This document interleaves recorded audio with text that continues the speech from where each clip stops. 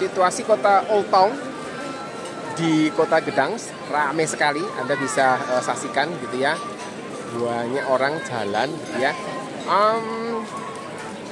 Ini adalah jalan yang cukup historik gitu ya. Jadi cukup ikonik. Banyak orang foto-foto di sini. Seorang bernama Neil Donald Walsh, penulis berkebangsaan Amerika, pernah berkata bahwa hidup itu dimulai di ujung zona nyaman Anda.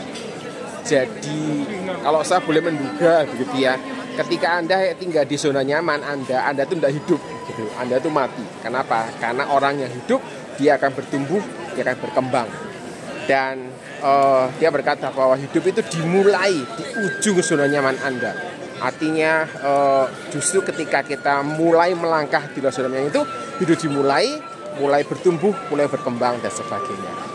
Ya, Anda bisa menebak bahwa topik hari ini berhubungan dengan urusan zona nyaman yang memang menjadi bahasan yang cukup ramai di kalangan psikolog, di kalangan siswa juga terkait dengan hal ini, bahkan juga untuk mereka bekerja.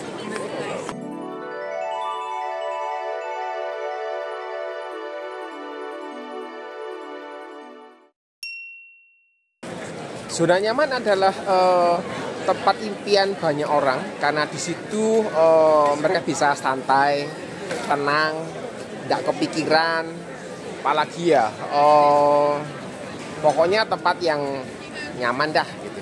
Tidak membuat orang itu merasa tergesa-gesa, tidak membuat orang itu mau marah dan sebagainya. Tapi masalahnya berada di zona yang seperti ini membuat kita ini tidak berkembang. Jadi ketika orang berada di zona nyaman, maka sebenarnya dia tidak akan pernah berkembang karena tidak ada sama sekali trigger yang membuat dia itu untuk belajar hal yang baru. Tidak ada satu situasi yang membuat dia itu akan berkembang. Oleh karena itu, seperti dikatakan oleh Neil Donald Walsh tadi, hidup itu baru dimulai ketika orang itu baru mau mulai keluar dari zona nyamannya tadi. Ini adalah patung Neptunus yang ada di pusat kota tua dan cukup ramai, orang banyak berfoto di situ karena memang cukup ikonik. Oke, saya lanjutkan. Tren keluar dari zona nyaman itu sudah lama ada. Bahkan ketika sudah ada sejak saya kuliah, orang itu dikatakan keluar dari zona nyaman, gitu ya, comfort zone untuk self improvement, untuk memperbaiki diri. Karena memang ketika orang itu keluar dari zona nyamannya, maka sebenarnya dia itu akan mengalami trigger-trigger yang akan menolong dia belajar hal yang baru, menolong dia untuk belajar menghadapi sesuatu yang berbeda, beradaptasi. Dan ini sebuah proses yang menurut saya harganya cukup mahal karena memang tidak setiap proses itu bisa datang dua kali. Oleh karena itu, pada waktu orang itu keluar dari zona nyamannya, kemudian mengalami hal yang tidak nyaman, ketidaknyaman inilah yang membuat dia akan berkembang, akan bertumbuh, akan menjadi sesuatu yang berbeda. Dan ini menolong dia untuk di masa akan datang mungkin menghadapi situasi yang mirip, dan itu sudah pernah dialami, dia sudah pernah belajar dan bersiap. Keluar dari zona nyaman itu memerlukan keberanian, artinya perlu menguatkan hati untuk berani ke sana. Orang yang tidak berani keluar dari zona nyaman gitu ya, dia pasti mikir bisa ndak ya. Dan keberanian ini menjadi satu modal penting untuk mulai keluar dari zona nyaman tadi. Kalau orang tidak pernah berani keluar dari zona nyaman, ya dia tidak pernah akan keluar begitu. Kalau dia tidak pernah keluar dari zona nyaman, dia tidak akan pernah bertumbuh. Neil Donald Walsh mengatakan dia berarti masih mati gitu ya, dia tidak hidup lagi karena zona nyaman itu di zona nyaman itu baru dimulai kehidupannya. Keluar dari zona nyaman juga memerlukan yang namanya komitmen. Orang yang punya komitmen maka mereka akan teguh pada pendiriannya. Mereka tidak akan digoyahkan oleh berbagai macam tantangan yang dihadapi ketika mereka keluar dari zona nyaman ini. Dan pada waktu orang ini punya komitmen, maka dia akan komit untuk berproses di dalam zona nyaman yang dia pilih tadi, zona tidak nyaman yang dia pilih tadi. Saya melihat bahwa prosesnya menjadi sesuatu yang cukup menarik karena ada waktu kita bicara mengenai proses yang diharapkan, maka komitmen ini menjadi bagian yang penting karena prosesnya kadang tidak mudah. Prosesnya kadang juga bukan proses yang pendek. Prosesnya juga kadang bukan proses yang cepat begitu. Jadi komitmen ini menjadi bagian yang kita mesti perhatikan. Jadi setidaknya Anda punya keberanian, Anda punya komitmen.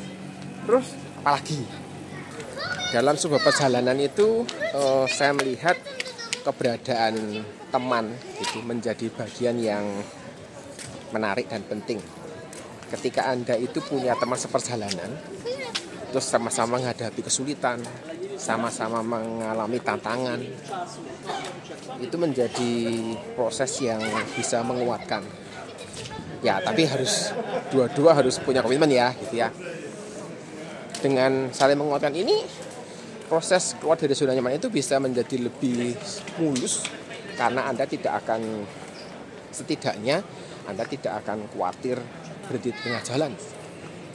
Karena punya teman yang bisa diajak berbicara, punya teman yang bisa saling menguatkan, punya teman yang mungkin juga punya ide yang berbeda dari Anda, menjadi satu potensi yang luar biasa.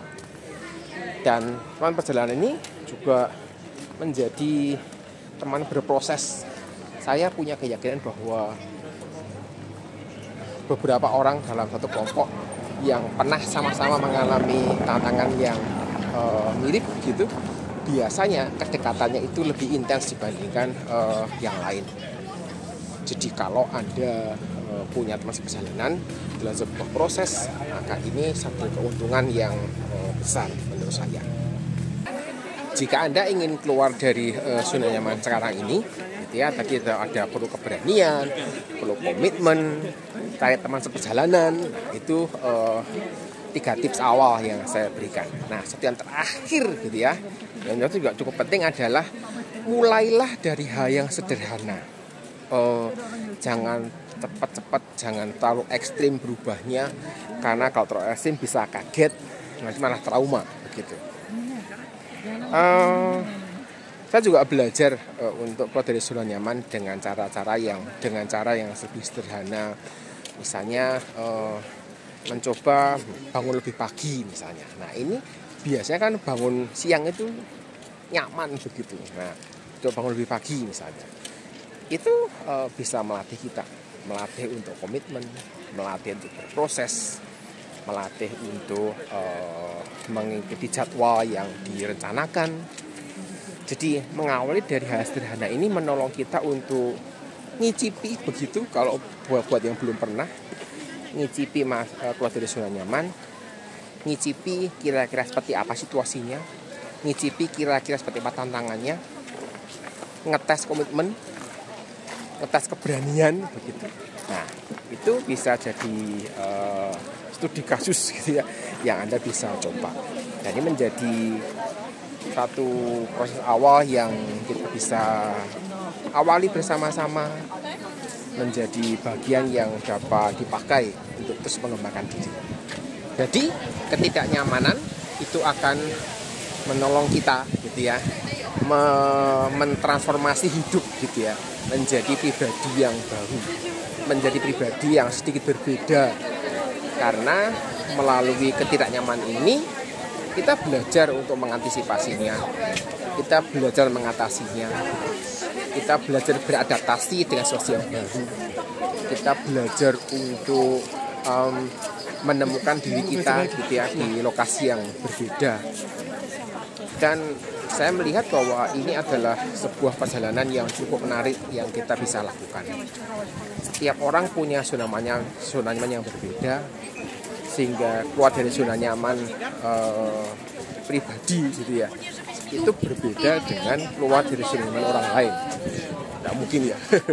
Karena memang pada waktu kita bicara tentang zona nyaman ini, maka kita itu bisa melihat apa yang membuat kenyamanan selama ini yang membuat kita tidak berkembang, dan di situ kita mulai putuskan gitu ya, supaya kita menjadi pribadi yang lebih dewasa, lebih berkembang, tentu saja pribadi yang juga makin matang begitu ketika berinteraksi, setidaknya juga menyiapkan diri ya ketika mungkin dalam beberapa tahun ke depan menghadapi situasi yang hampir sama, Anda punya kesiapan, dan saya yakin itu akan menolong Anda menjadi pribadi yang berbeda. Saya kira itu yang bisa saya sampaikan dari pusat kota di Kota Tua, di Kota Gedang. Saya mengakhiri materi ini, semoga bermanfaat buat sahabat semua.